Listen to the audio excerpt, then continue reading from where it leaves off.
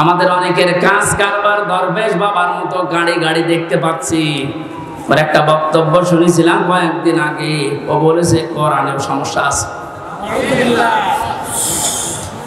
এই নামটা নিয়ে, আহলে হাদিসের নাম নিয়ে অনেক মানুষ আজ মানুষকে ধোঁকা দিচ্ছেন। আহলে হাদিস এই শব্দটা খারাপ না, কিন্তু শব্দটা নিয়ে আজ ধোঁকা দিয়ে বোকা বানিয়ে অনেকে এখনো পর্যন্ত জালেমদের পা চাটতেছে। কালকের বক্তব্য ছিল একজনের রফিক নামে, আমি নাম নিয়েছি এই কারণে চেনার জন্য। এই লোকটা জানাচ্ছে এখন জনগণকে, আবু সাইদ নামে এই ছেলেটা শহীদ হয়নি, ও নিজে আত্মহত্যা করিস।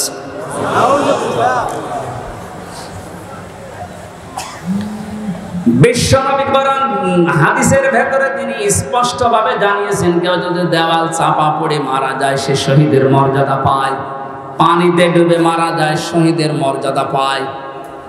এ কথা কি নতুন শুনছেন? বলেন।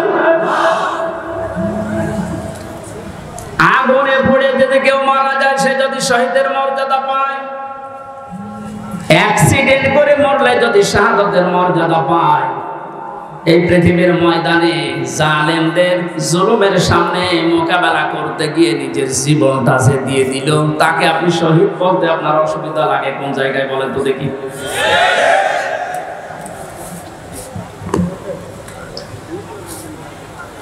এবার আমাদের দুইটা নোটিশ বলছে, যেহেতু এই শব্দটা শুনি আজকে আজ 2 দিন ধরে অনেক জালেমের দোসর যারা, তারা এখনো পর্যন্ত অপপ্রচার চালাচ্ছে এদের বিরুদ্ধে, এই জন্য এই 2টা নোটিশ বলছি। সূরা বাকারা 154 নম্বর আয়াত, 2 নম্বর পারা, 2 নম্বর পৃষ্ঠা, 12 নম্বর 13 নম্বর লাইনে আছে, ভালো করে মিলাবেন। আল্লাহ পাক বলেন, আলা তাকুলু লিমান ইয়াকতালু ফি সাবিলিল্লাহি আমওয়াত বাল আহইয়াউ ওয়ালাকিন লা তাশউরুন। আপনি হয়তো এভাবে এতদিন চিন্তা করেননি, যেভাবে আমি বলছি মিলিয়ে দেখেন। আল্লাহ বলেন, ওয়ালা তাকুলু, হে পৃথিবীর লোকেরা, কেউ এ কথা মুখ দিয়ে বলবা না। কথা বলে মানুষ কি দিয়ে বলে না কেন? এজন্য মুখের উপর আল্লাহ নোটিশ দিয়েছেন, কেউ এ কথা বলবা না। 1জন 2জন না, কেউ বলবা না, বহু বচন। লিমান ইয়াকতালু ফি সাবিলিল্লাহি আমওয়াত, আমি আল্লাহর জন্য, মানবতার জন্য যারা জীবন দিয়ে গেল, এই মানুষ মরে গেছে, এই কথা বলবা না। বাল আহয়াউ, বরং তারা জীবিত। ওয়ালাকিন লা তাশউরুন, কিন্তু তোমরা টের পাও না। এটা তো মুখের উপর আল্লাহ দিলেন, মানুষ মুখের পরে অন্তরেও ধারণা করতে পারে। ধারণা করে কি দিয়ে? অন্তর দিয়ে মানুষ যেন ধারণাও না করে যে তারা শহীদ হয়নি, তারা এমনি মারা গেছে, কথা যেন ধারণাও না করে। সূরা আলে ইমরান 4 নম্বর পারার 11 নম্বর পৃষ্ঠা 9 নম্বর লাইনের 159 নম্বর আয়াতে 69 নম্বর আয়াতে জানিয়েছেন, ওয়ালা তাহসাবান্নাল্লাযীনা কুতিলু ফি সাবিলিল্লাহি আমওয়াতা বাল আহইয়াউন ইনদা রাব্বিহিম ইরযাকুন। খুব খেয়াল করেন, অন্তর দিয়েও কেউ যেন ধারণা না করে যারা মারা গেছে। আল্লাহ পাক বলেন, ধারণা কোনোদিন করবি না যে মরে গেছে না, কারণ জীবন জালেমের সামনে নিজের জীবন দিয়ে দেওয়া তো সহজ কথা না। ওরা কিন্তু জীবিত আছে, ওরা জিন্দা। ইনদা রাব্বিহিম ইরযাকুন, তারা তাদের রবের কাছে রিজিক পাচ্ছে। সুতরাং আবু সাইদ রংপুরের এই ছেলেটা জালেমের সামনে দাঁড়িয়ে জীবনটা দিয়ে শাহাদাতের মরণ পেয়েছে। এটা কোনোদিন আপনি মুখ দিয়ে যেন না বলেন যে লোকটা মরে গেছে, ধারণা না করেন যে ও মরে গেছে না, ও শহীদ হয়েছে। কি হয়েছে? স্বাধীনভাবে কথা বলতে পারতাম না। পাশের জেলায় বাড়ি আমার, নাটোর, কুষ্টিয়া। এখানে দাওয়াত খেতে এসেছিলাম বিয়ের, তারপর আমার ঢুকতে দেয়নি। কোথায় ছিলাম আপনি টের পেয়েছেন? স্বাধীনতা পরাধীনতা কি আমরা 17 বছর টের পেয়েছি। স্বাধীনভাবে চলাফেরা করার, বাক স্বাধীনতা ফিরিয়ে দেওয়ার জন্য যে মানুষগুলো জীবন দিয়েছে, মাস্ট বি 100 ভাগ আমি বিশ্বাস করি ওরা সব শাহাদতের মর্যাদা পেয়েছে। এমনকি জালেমের জুলুমের শিকার হয়ে আয়না ঘরেও বহু মানুষ জীবন দিয়েছে, জেলখানার ভেতরে জীবন দিয়েছে। এমনকি কোরআনের পাখিকে অনেকে বলছে উনি স্বাভাবিকভাবে মারা গেছে, না, আমি পাশে জেলে ছিলাম, উনি 1 নম্বরে, আমি 4 নম্বরে। আল্লামার সাথে আমার একদিন দেখা হয়েছিল মাত্র 10 মিনিটের জন্য। উনি এমনি মারা যায়নি, ওনাকে মেরে ফেলা হয়েছে। তার বাস্তব প্রমাণ ওনার মুখের হাসিটা। এখন ভিডিও বের হচ্ছে, জেলার আর সোফারের আত্মীয়রা তারা পরিচয় দিয়ে বলছে ওনাকে জোর করে সই করিয়ে বলেছে আপনি সই করেন, আপনাকে মুক্ত করে দেওয়া হবে নির্বাহী আদেশে। এই কথা বলে বের করে নিয়ে গেছে। উনি তো খুশি আনন্দ যে আমি পরিবারের কাছে ফিরে যাচ্ছি। কিন্তু শয়তান যারা আছে, শয়তানি করে ষড়যন্ত্র করে যাকে দায়িত্ব দিয়েছিল মোস্তফা জামান এ কোলাঙ্গার, এই যে কি জিনিস এখন আমরা টের পাচ্ছি, একার তৈরি করা এখন আপনি দেখতে পাচ্ছেন। আমার মনে হয় একে যদি আমার মতো এরকম 10 দিন রিমান্ডে রাখেন, ও সব সত্য কথা বলে ফেলবে। আমার মুখ দিয়ে রিমান্ডে একটা কথা ওরা বের করতে পারেনি। শেষ পর্যন্ত মন মতো লিখে আমাকে বলছে সই করেন, আপনারা ছেড়ে দেওয়া হবে। আমি তো রিমান্ডে বুঝতাম না যে 164 কি, মনে করলাম ছেড়ে যখন দেওয়া হবে দেই। এখন দেখি সব আমার বিপক্ষে লিখেছে। আমি নাকি দেশের বিরুদ্ধে কথা বলতাম। যতগুলো বক্তব্য দিয়েছি দেশের ভালোবাসার পক্ষে দিয়েছি, কারণ দেশকে ভালোবাসা এটা ইমানের অঙ্গ। আরে মানুষগুলো এটা আমাকে বলে কয়ে নিয়েছে যে বলেন আপনি যে আপনাকে এদেশের কিছু মানুষ টাকা পয়সা দিয়ে ব্যবহার করে যে আপনি দেশের বিরুদ্ধে, এই সরকারের বিরুদ্ধে, তাহলে আপনাকে ছেড়ে দেব। শেষ পর্যন্ত বলতে রাজি যখন হলাম না, 11 ঘন্টা আমার টাঙিয়ে রেখেছিল কালো কাপড় দিয়ে চোখ বেঁধে। নিজেরা বলা করতো হুজুর আপনি নির্দোষ আমরা জানি, কিন্তু আপনাকে কথা বলা লাগবে। পেছনে হাত হ্যান্ডকাপ দিয়ে বেঁধে, কালো কাপড় দিয়ে চোখ বেঁধে 11 ঘন্টা এক জায়গায় আমার নামাজও পড়তে দেয়নি। 4 ওয়াক্ত জোহর আসর মাগরিব এশা আমি সব ইশারায় পড়েছি। এখন নামাজ পড়ছি কম সময়, আমি তাও জানি না, কারণ মাটির নিচে তো। সর্বশেষ যখন বললাম না এত বড় মিথ্যা কথা আমি বলতে পারবো না, আকিস গ্রুপে আমি চাকরি করতাম, ওনাদের বিরুদ্ধে হাজার হাজার কথা লিখতে বলেছেন, একটাও পারবো না, কারণ ওনারা এরকম না। শেষে আমার বলছে যদি আপনি আজকে সন্ধ্যার ভেতরে এগুলো স্বীকার না করেন, না বলেন, তাহলে আপনার বউ তুলে নিয়ে আনবো। কি চরিত্র দেখেছেন? আর এখন অনেক সুর তুলছে অনেকে যে এদের মাফ করে দাও। এই জালেমদের মাফ করা মানে মাসুমের উপরে অভিশাপ।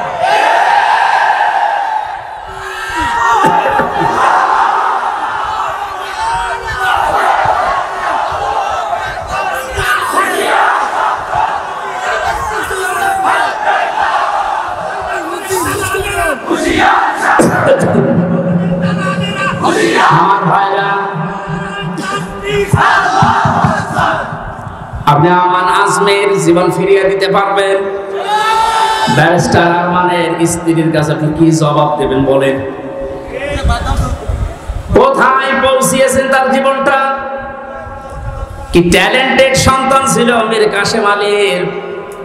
আমি জেলখানায় থাকতে কারারক্ষী এসে আমার কুতুবউদ্দিনের বাড়ি, রাজবাড়ি, রাত 12টার পরে যখন ডিউটি হয়েছে এসে বলছে হুজুর একটা গোপন কথা বলি, কাউকে যেন বললেন না এখানে, তাহলে আমার সমস্যা হবে। কি হয়েছে বলে, আমি যেদিন দায়িত্বে ছিলাম মীর কাসেম আলীর, যেদিন ফাঁসি হবে লোকটাকে যেয়ে বললাম স্যার আর সময় নেই, মাত্র 3 ঘন্টা আছে, আপনি প্রস্তুতি নেন। উনি আমারে বলছে ভাই কারারক্ষী এখনো তো সময় 3 ঘন্টা আছে, আমি 2 ঘন্টা ঘুমাই, তুমি আমারে ডেকে দিও। আল্লাহর কসম আমি আল্লাহকে সামনে নিয়ে বলছি ও যা যা বলেছে একটাও মিথ্যা কথা না, সবগুলোই এইভাবেই বলেছিল। যে আমি পাহারা দিতে গিয়ে দেখলাম লোকটা ঘুমিয়ে গেল। 2 ঘন্টা পর ওনারে ডাকলাম, ঠিক ঘুম থেকে উঠলো, গোসল করে ওযু করে শেষে নামাজটা শেষ করে একটা চা বানিয়ে বলছে নিন। বললাম স্যার আমি চা খাবো না। আপনার কিছুক্ষণ পরে বলে জানি আমি আর মাত্র 15 মিনিট আছে। জল্লাদ শাহজাহান এসে গেছে, ডাক দিয়ে নিয়ে যাচ্ছে, বলেন চলেন। উনি আমারে বলছিল ভাই আমির হামজা আপনাকে আমি বলি আমিও তো মানুষ, উনিও মানুষ, মাত্র 3 ঘন্টা ধরে পর ফাঁসি, তার 2 ঘন্টা ঘুম আসলো কি করে? এই লোকটার সন্তান ব্যারিস্টার আরমান, উনি কিন্তু ওই সময় জানে যাতে ছেলে গুম হয়ে আছে, মরে গেছে না বেঁচে আছে তাও জানে না। বাংলাদেশ না বিশ্বের ভেতরে যদি আমার মনে হয় 100 জন মানুষ থাকে যে মানুষকে কর্মসংস্থান তৈরি করে দেয়, তার ভেতরে মীর কাসেম আলী একজন। কত কিছু দুনিয়ায় তার ছড়িয়ে আছে, আপনি হিসাব করতে পারবেন কি হামজার মতো সে? তার স্ত্রী সন্তান কোথায় আছে সে কিচ্ছু জানে না। এই কঠিন মুহূর্তে তার নিজের হাজারো যারা অনুসারী, তার সহকর্মী যারা, হাজার হাজার মানুষ পালিয়ে বেড়াচ্ছে, জেলখানায় আছে, আটক আছে, মরে গেছে, এসব কিছু তার কাছে সংবাদ আসতেছে। এমন কঠিন সময়ও লোকটা 2 ঘন্টা ঘুমিয়েছে।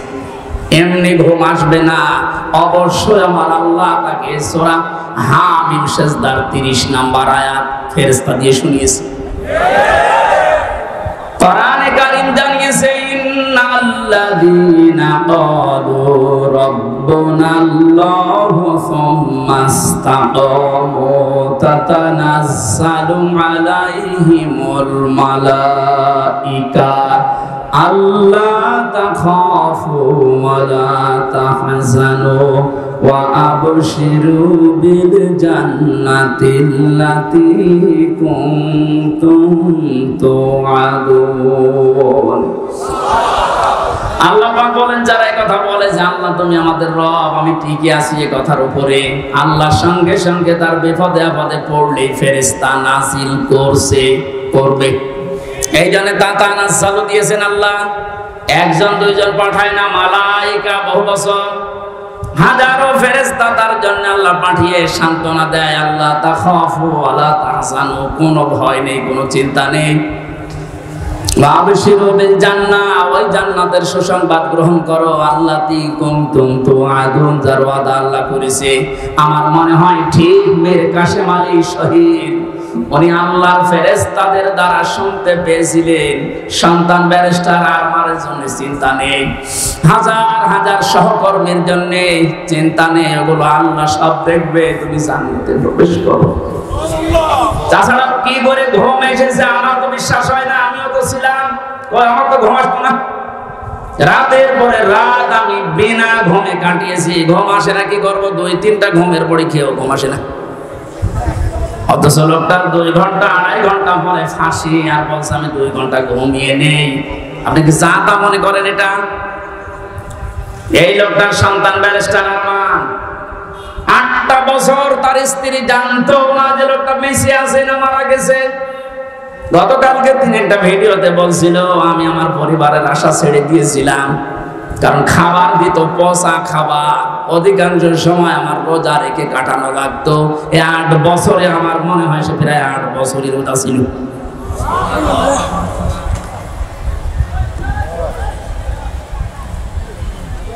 কোথায় পৌঁছিয়েছে তারা এই মানুষগুলো?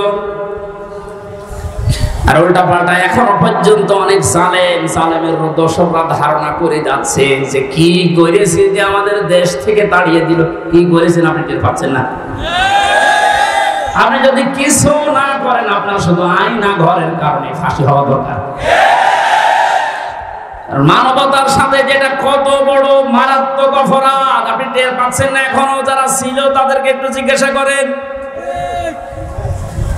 ব্যারিস্টার ব্রিগেডিয়ার আমান আজমি ভাই শেষ পর্যন্ত এই কান্না জড়িত কণ্ঠে বলেছে যে আমি সূর্যের আলো কি 10-12 বছর দেখি নাই। এদিকে 1.5 হাত, ওদিকে 1.5 হাত। আমার যে মাটির নিচে ছিলাম ওখানে তাও তো এদিকে 3.5 হাত, এদিকে 2.5 হাত ছিল, আর অনেকটা আরো ছোট। এরপরও জালেমদের পক্ষে আপনি সাফাই গান, জালেমদের পক্ষে কথা বলেন। মানুষ আপনারও বিবেক মরে গেছে। মজলুম অবস্থায় এখনো আছি, এখনো পর্যন্ত অসুস্থ, আমার শরীর এখনো স্বাভাবিক হয়নি, এখন মুসাফির অবস্থায় আছি। দোয়া করছে আল্লাহ কিয়ামতের আগে কোন জালেম যেন এই দেশে আর ফিরে আসতে না পারে। আমরা যারা আছি এই দেশে এখন, আমাদের আলেমদের উচিত হবে নবীরা রাসূলরা তাদের যে পরিচয়গুলো আল্লাহ তুলে ধরেছিলেন, নবীর কাজ কি, রাসূলের কাজ কি, এই পরিচয়গুলো আমরা এখন জনগণের সামনে তুলে ধরবো। তাদের কর্মসূচি 6টা। কয়টা? আল-হাল্লু লাহুমুত তাজ্জিবাত, তারা হালাল করত পবিত্র জিনিস। আজ বাংলাদেশে হালাল করা লাগবে পবিত্র জিনিসগুলো, আর হারাম করত তারা অবৈধ জিনিসগুলো। বাংলাদেশে এখন প্রত্যেকটা সেক্টরে এখনো পর্যন্ত হারাম জিনিস জিয়ে রাখা হয়েছে। এদিকে তাকান, যারা দায়িত্বে আছেন, অন্তর্বর্তীকালীন সরকার থেকে শুরু করে যারা এখন দায়িত্বে আছেন, এই মুহূর্তে আপনাদের সিদ্ধান্ত নেওয়া লাগবে এই জালেমদের সহযোগী যতগুলো ছিল প্রত্যেককেই ইমিডিয়েটলি এখনই ওদেরকে বহিষ্কার করা লাগবে।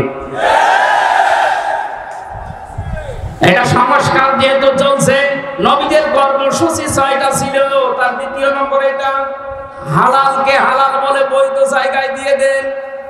এই 17 বছর যারা বৈধ চাকরিতে উন্নতি পায়নি তাদের কাজ উন্নতির ওই জায়গায় দেওয়া লাগবে, আর যারা অবৈধভাবে আন্দাজে চেয়ারের পর চেয়ার পেয়েছে তাদেরকে নিচে নামানো লাগবে। ইসলামী ব্যাংক থেকে শুরু করে বাংলাদেশের যত ব্যাংকিং ব্যবস্থা, বিচার ব্যবস্থা, প্রশাসন, ব্যবসা, প্রত্যেকটি দিক আর বিভাগে যেহেতু সংস্কার আরম্ভ হয়েছে, এই সংস্কার ইমিডিয়েটলি কয়েকদিনের ভেতরেই করা লাগবে। এখনো পর্যন্ত এই হারামখোর যারা, এদের এই অভ্যাস এখনো যাবে না। বলেন না হুজুর দোয়া করেন। নূহ নবীর চাইতে কি আমি বড় হয়ে গেছি?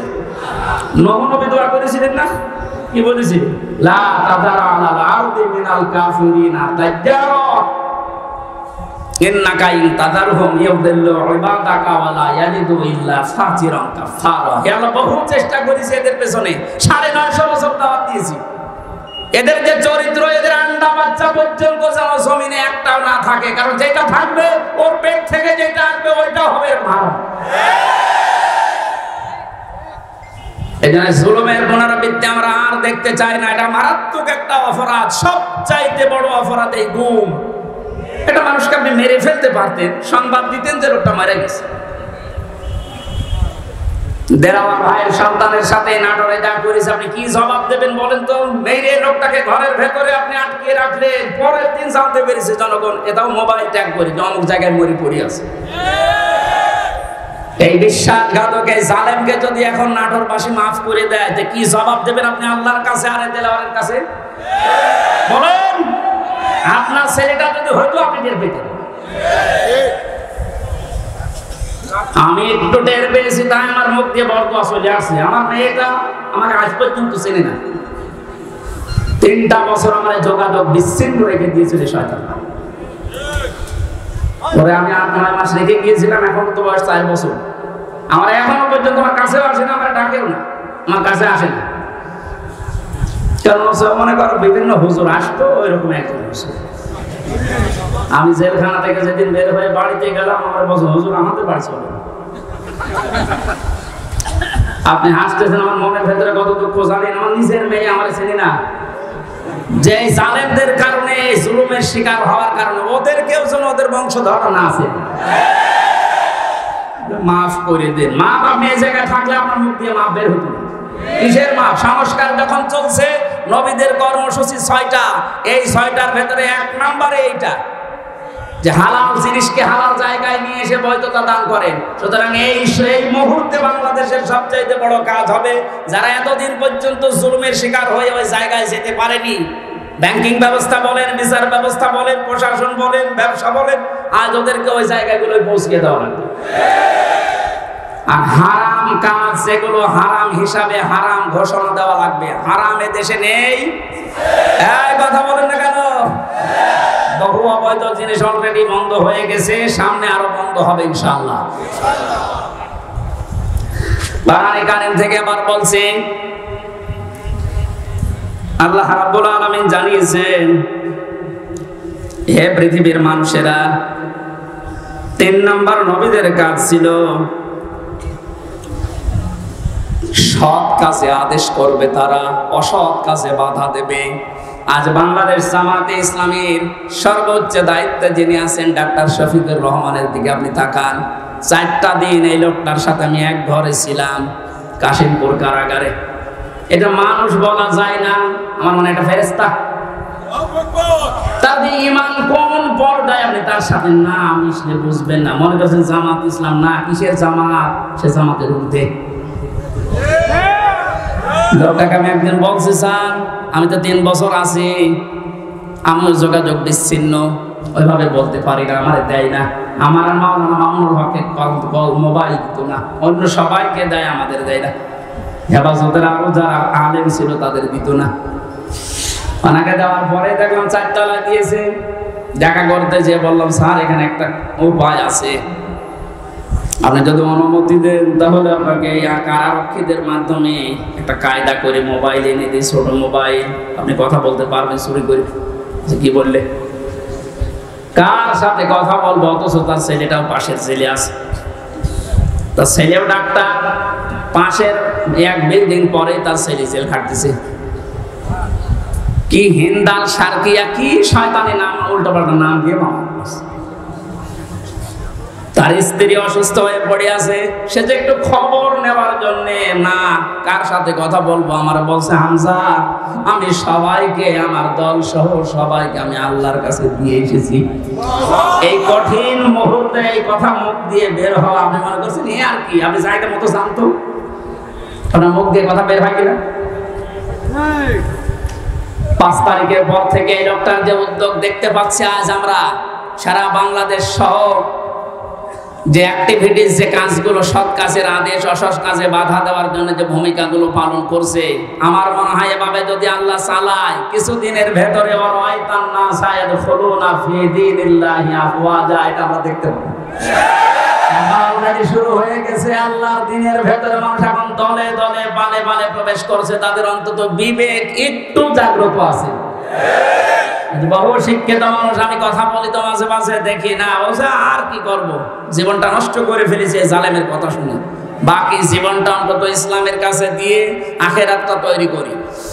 যেহেতু কোরআনে কারিমের ঘোষণা এইটা, হে নবী যখন আসবে আল্লাহর সাহায্য, তখন আপনি বিজয় দেখতে পাবেন, আর বিজয় আসবে, দলে দলে মানুষ ইসলামে প্রবেশ করবে। এটা এখন দেখতে বাকি আছে, শুরু হয়ে গেছে অলরেডি। 20% মানুষ এই দেশে দিন কায়েম হোক এটা চাইতো, কিন্তু এই 5 তারিখের পর থেকে আজকে 19 তারিখ, মাত্র এই কয়েকদিনে জরিপ পেলাম, অলরেডি 35% মানুষ এই দেশে এখন চাচ্ছে যে দিন এই দেশে কায়েম হোক। এভাবে চলতে থাক, দেখবেন 51% পার হয়ে যাবে অন্তত কিছুদিনের ভেতরে। আর 51% হয়ে গেলে দেশে ইসলাম কায়েম করা কোনো দাদা ঠেকাতে পারবে না। আমরা ওইটা দেখার আশায় আছি। কথা বলেন। নবীদের কর্মসূচি, আমি এক একটা শব্দের ভেতরে লক্ষ লক্ষ কথা, আমি এত ব্যাখ্যা করতে গেলে এই যে গলা বসে যাচ্ছে, মাইকটা আমার মন মতো হয়নি। 2 নম্বর প্রচন্ড গরম, তো ভেতরে ঘেমে ঘাম গায়ে বসে যাচ্ছে, এই জন্য গলা বসে যাচ্ছে। বোঝা নামিয়ে দেবে, এটা নবীদের কর্মসূচির ভেতরে ছিল। বোঝা নামিয়ে দেয়নি আল্লাহ। এরপরে ছিল বন্দিত্ব অপসারণ করা। বন্দিত্ব অপসারণও চলছে আজ। আমার যা বিশ্বাস, এই দেশে যারা স্বাধীনতা চায়, যারা এই দেশে মানুষের মত প্রকাশের স্বাধীনতা একেবারে সব জায়গায় দিতে চায়, যে সবাই সবার মন মতো চলবা, একটা মানুষও যদি এই দেশে জন্মগ্রহণ করে, সেই দেশের বৈধ নাগরিক। জামাতে ইসলামী বাংলাদেশের কেন্দ্রীয় আমির শ্রী ডাক্তার শফিকুর রহমান ঘোষণা অলরেডি দিয়ে দিয়েছে, এই দেশে আমরা সবাই এক পরিবার। সুতরাং জালেম যারা বাইরে চলে গেছে, জালেমরা যেন কিয়ামতের আগে আর না আসে। বলেন, সবাই যেহেতু আমরা এক পরিবার, একটা পরিবার যেভাবে থাকে আমরা এদেশে এখন ওইভাবে থাকতে চাই। রাষ্ট্র সংস্কার অলরেডি চলছে, বন্দিত্ব যারা ছিল এখন তাদেরকে মুক্ত করার এই সংস্কারও চলছে। বিনা কারণে যারা বিনা বিচারে আটক অবস্থায় ছিল, আল্লাহ যেন এটা তাড়াতাড়ি খুব দ্রুত করে দেন, বলেন আমিন। নবীদের এখান থেকে আমরা যারা উম্মত, তাদের 4টা কাজ এই মুহূর্ত থেকে শুরু করা লাগবে। 1 নম্বরে আল্লাযিনা আমানু, যারা ঈমান আনার দরকার আমাদের এখন। ঈমান এখন বলেন আমার ঈমান নেই মানে আমি মুসলমানের ঘরের সন্তান, আমার বাবা ইমানদার, দাদা ইমানদার, আমি ইমানদার না। ইমানদারের প্রকাশ হচ্ছে আল্লাহর কোরআনে যে নিয়ম নীতিগুলো আছে ওইগুলো বাস্তব বিশ্বাস করে দেখানো। এটা এখন দেখাতে পারবো না ইনশাআল্লাহ। কোনো কিছু নেই সামনে, যে জালেমদের কাছে 14 বার অনুমতি নেওয়া লাগতো, ওই জালেমরা এখন অনুমতি নিয়ে পা ফেলবে ইনশাআল্লাহ সামনে।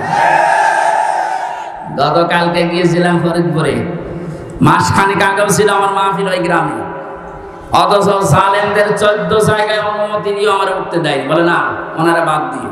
অথচ গতকালকে যাওয়ার পরে সভাপতি আমার বলছে, হুজুর যে জালেমগুলো বাধা দিয়েছিল ওরা এখন বলছে হুজুরকে এবারে এনে দিন। দিন পাল্টে অলরেডি গেছে। এদিন বদল যখন শুরু হয়েছে, সংস্কার চলছে। যেখানে যেখানে জুলুম অত্যাচার, ছাত্র ভাইরা যারা আছে ঐক্যবদ্ধ হয়ে এই জুলুমের অবসান ঘটানোই লাগবে ইনশাআল্লাহ।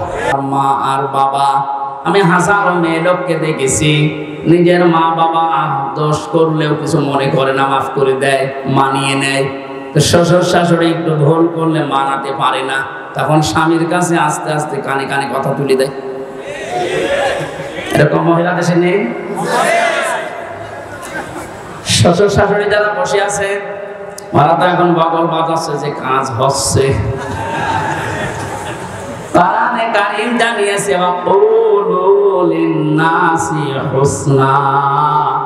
মানুষের সামনে হাসি মুখে ভালো কথা বলবা, এটা একটা সাদগা দেওয়ার সওয়াব হয়ে যাবে। আপনি শ্বশুর আর শাশুড়ি হয়েছেন তাতে কি? মেয়েটা 18 বছর 20 বছর 22 বছর পরে আপনার বাড়িতে এসেছে, এটাকে নিজের মেয়ের মতো মনে করতে পারেন না।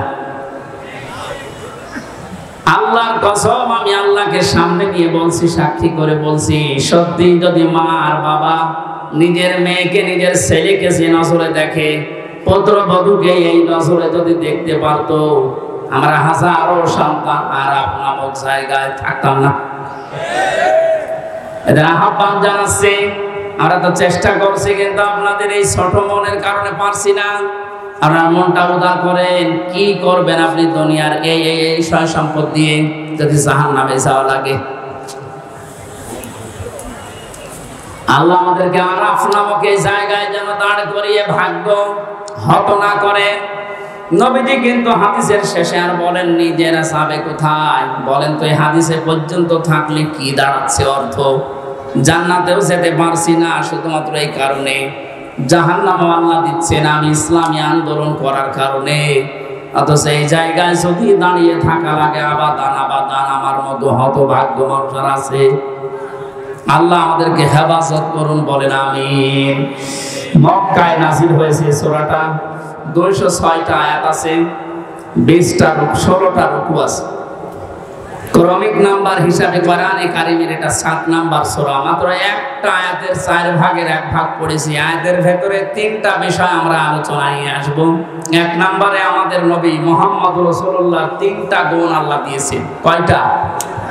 যেহেতু বর্তমান প্রেক্ষাপটের সাথে আয়াতের একেবারে হুবহু মিল আছে। 2 নম্বরে আল্লাহর নবীর কর্মসূচি ছিল এই দুনিয়ায়, আয়াতের ভেতর থেকে আমরা 6টা পেয়েছি। কয়টা?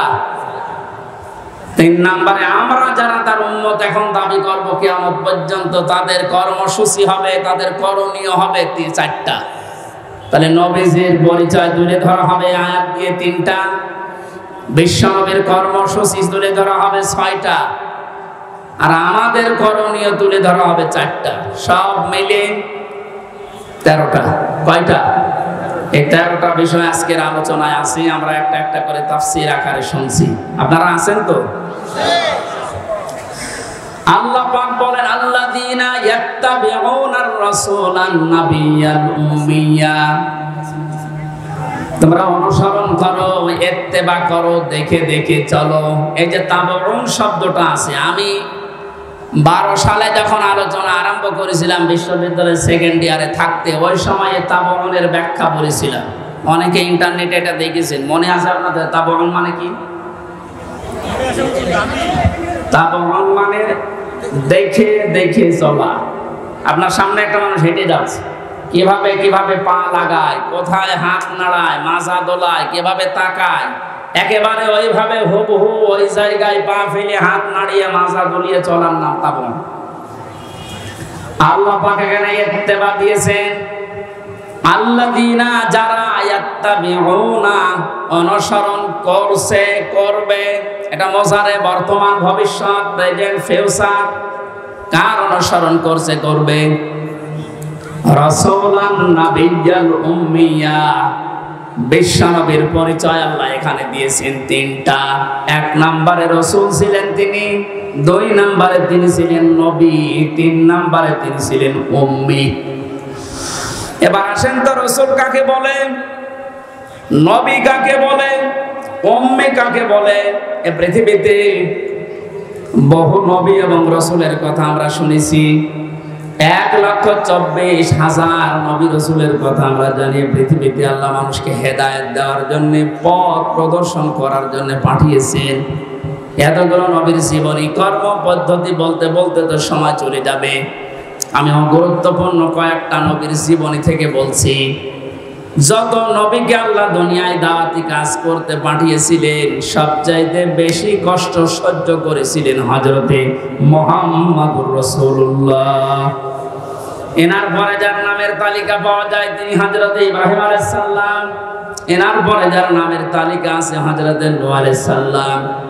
এনার পরে যাদের নামের তালিকা আছে সিরিয়াল হিসাবে, আল্লাহ পাক কোরআনে কারিমে জানিয়েছেন, শারআ লাকুম মিনাদ-দীনি মা ওয়াসসা বিহি নূহা ওয়াল্লাযী আওহায়না ইলাইকা। আমি নির্ধারিত করে দিলাম, লিখে দিলাম, নির্ধারণ করে দিলাম, আমি আল্লাহ সই স্বাক্ষর করে দলিল করে দিলাম তোমাদের জন্যে। নূহ আলাইহিস সালামকে, ইব্রাহিম আলাইহিস সালামকে, ঈসা আলাইহিস সালামকে, এই সমস্ত মুসা আলাইহিস সালাম, এই বড় বড় নবীদের নামগুলো দিতে দিতে আল্লাহ জানিয়েছেন, হে নবী, এই প্রত্যেকটা নবীকে কিন্তু আমি আল্লাহ জানিয়েছিলাম আনাকিমুদ্দিন, তোমরা দিন কায়েম করো। আপনাকেও আমি ওহী করলাম ঠিক ওইভাবে, ওয়াহাইনা ইলাইকা, আপনার প্রতি আমার একই ওহী, আন আকিমুদ্দিন, আপনি দিন কায়েম করেন জমিনে, ওয়ালা তাতাফাররাকু ফি, এ বিষয়ে কোনো ফতোয়াবাজি করবেন না। সময় কিন্তু এসে গেছে এখন এই দেশে ঠিক ওই রকম। আর যে যেখানে যে মতে চলেন না কেন, সবাইকে আমরা আহ্বান জানাচ্ছি, সবাই আসেন ঐক্যবদ্ধ হয়ে আল্লাহর দ্বীন, কোরআনে কারীম, ইসলাম এই দেশে আমরা এখন কায়েম করার পরিবেশ তৈরি করি। সত্যি যদি এটা কায়েম না হয়, হালালকে হালাল জেনে অনেক সময় মানা যাবে না, হারামকে হারাম জানার পরও ছেড়ে দেওয়া যাবে না। এই 17 বছর যেটা দেখলাম, এই জন্য আমাদের সবচাইতে বড় কাজ হবে এখন আল্লাহর এই জমিনে আল্লাহর দ্বীন কি করে কায়েম করা যায়, দাঁড় করানো যায়।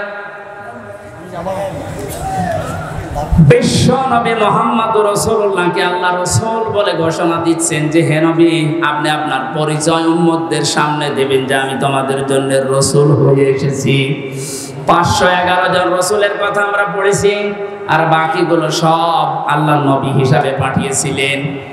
এই সমস্ত মানুষদের দায়িত্ব কোরআনে কারিমে এক একটি আয়াতের ভেতরে আল্লাহ দিয়েছেন, ওয়ালাকাদ বা'আসনা ফি কুল্লি উম্মাতির রাসূলান আনি ইবুদুল্লাহ ওয়াজতানিবুত তাগুত।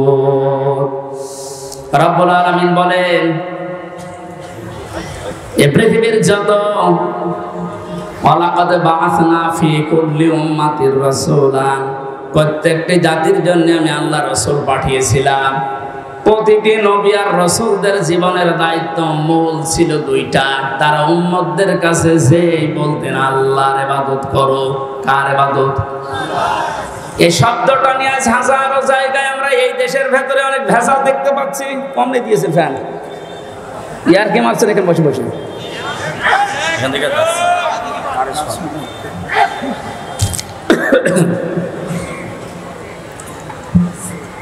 এই যে ইবাদত, এই শব্দটা ব্যাপক অর্থবোধক একটা শব্দ। এটা নিয়ে আজ হাজারো ঝামেলা ভেজাল তৈরি করে শব্দটাকে আজ কলঙ্কিত করে ফেলেছে অনেকে। এই জন্য সতর্ক হওয়ার সময়, সংস্কারের সময় যখন চলছে, আমরা এখন সতর্ক এবং সংস্কার এই মন নিয়ে আমরা ইবাদত করব। আমার ইবাদতের ভেতরে যেন কোনো ভেজাল না আসে। গাড়ি গাড়ি ইবাদত করা লাগবে, কোরআনে আল্লাহ এমন দেয়নি। ইবাদত করো, আখলিস দীনাকা ইয়াকফিকাল আমালুল কলিল।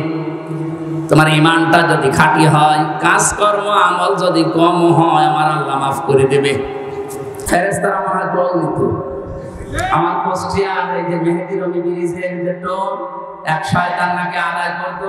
5 তারিখে স্বাধীন হওয়ার পরে বিকালে ওটা উড়িয়ে দিয়েছে, এখন সবাই খুশি। এরকম বহু জায়গায় অবৈধভাবে যারা টোল তুলতো, এই টোল গুলো সব ভেঙ্গে গড়িয়ে মাটির সাথে মিশিয়ে দেওয়া। আমাদের ঈমান তাহলে 2 নম্বরে নবীদেরকে সাহায্য করা। নবী যেহেতু নেই, নবীর উত্তরাধিকারী এখন যারা, নবীর অনুসারী এখন যারা কাজকর্ম চালাচ্ছে ইসলাম এই দেশে নিয়ে আসার জন্য, তাদের সাহায্য করা আমাদের কর্মসূচির ভেতরে নিয়ে আসতে হবে। আমি এটা বানিয়ে বলছি। সূরা আরাফের 157 নম্বর আয়াত আপনি বাড়ি যেয়ে তাফসীর আকারে পড়েন, এটা পাবেন। 3 নম্বরে তাদের সাহায্য যাওয়া লাগবে। সুতরাং আমার যারা এই দেশে একামতে দ্বীনের দায়িত্ব পালন করছে, আপনি তাদের সাহায্যে যান, দেখেন তাদের অ্যাক্টিভিটিস, তাদের কর্ম, তাদের চরিত্র কি, এগুলো দেখে যদি আপনার ভালো লাগে আপনি তাদের সাহায্য করেন। 4 নম্বরে তাদের সাহায্য শুধু করবেন না, এদের উপরে যে নূর আল্লাহ নাযিল করেছে নবীদের উপরে, এই নূর মানে কোরআন শরীফ, এই নূরের বাস্তবায়ন যেন হয়। এই নূর দেখে দেখে সামনে আমাদের পথ চলা লাগবে। আল্লাহ এই 13টা জিনিস আমাদের জীবনে যেন এনে দেন, বলেন আমিন। আমি আমার এই ছোট্ট ঈমান থেকে এবং ছোট্ট জীবন থেকে যেটা দেখলাম, বাংলাদেশে যারা একামতে দ্বীনের দায়িত্ব পালন করছে এবং সামনে করবে, আমি গ্যারান্টি দিতে পারি এই মানুষগুলোর ভেতরে যদি 4 আনা দুর্নীতি কোনোদিন পান, তাহলে আপনি সঙ্গে সঙ্গে আস্তাগফিরুল্লাহ বলে মুখ ফিরিয়ে চলে আসবেন। আমার বিশ্বাস, আমি যা পেয়েছি, যা দেখেছি, 4 আনা দুর্নীতি এদের ভেতরে পাবেন না। এদের অনেক নাস্তিক পর্যন্ত আজ বলতে বাধ্য হচ্ছে, এরা যদি 5টা বছর চালাতে পারে, এই দেশে শান্তি কাকে বলে আপনি দেখতে পাবেন। আল্লাহ তুমি তোমার কোরআনে কারীম এই দেশে কায়েম করে দাও, এটা আমরা দেখতে চাই। আল্লাহুম্মা আমিন। লা ইলাহা ইল্লা আনতা সুবহানাকা ইন্নী কুনতু মিনাজ জালিমিন। রব্বানা যালামনা আনফুসানা ওয়া ইল্লাম তাগফির লানা ওয়া তারহামনা লানাকুনান্না মিনাল খাসিরিন। রব্বুল আলামিন, সারা জীবন অপরাধ করে জীবনটা নষ্ট করে ফেলেছি। হাত উঠায় কথা বলবো ভয় করে, লজ্জা করে।